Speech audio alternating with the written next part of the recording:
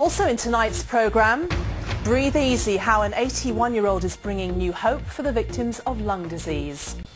It kills more people every year in the UK than breast, bowel or prostate cancer. Chronic obstructive pulmonary disease, or COPD, is a term used for a variety of lung diseases, including bronchitis and emphysema. The British Lung Foundation says it's the fifth biggest killer in the UK and it's on the increase. Every hour it's estimated to kill more than 250 people worldwide, and the estimated cost to the NHS in providing treatment for COPD is almost £500 million a year. Now, an 81-year-old Sussex man has invented a monitor that could help to save the lives of people with the condition. Our report comes from Nicola Hazler. 20 years into retirement, David Jones wasn't expecting to embark on a new career. But 2 years ago he lost his wife Heather to COPD. And one particular visit to hospital during her illness kick-started his inventor's mind once again. The registrar rang me up and said, your wife is unconscious and we think you ought to come in right away. The implication was that they thought she was dying.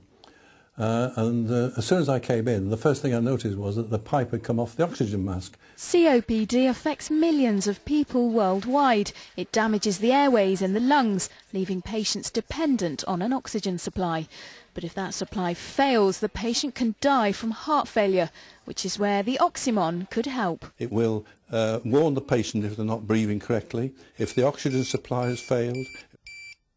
When you think of diseases that cause the most deaths in Britain, cancer and heart disease come to mind, but you don't hear as much about COPD and its impact on breathing. In fact, here in the southeast last year, 3,000 people died from the disease. That's twice as many as died from breast cancer, colon cancer and prostate cancer.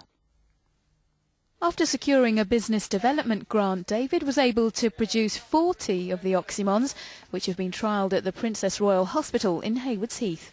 The problem we have with many people who use oxygen is that they will often use it overnight when they're asleep, and then sometimes it can become dislodged without them being aware of that, and they're never quite certain if they're actually clocking up the 15 hours they need in every 24 hours. This device will be one means of being able to monitor the use of oxygen to make sure they're getting sufficient hours in each period. Heather's artwork is a fond reminder for David and inspires him to keep busy. At 81, he's now off to America to promote his invention. Nicola Hazler, BBC South East Today, Hassocks.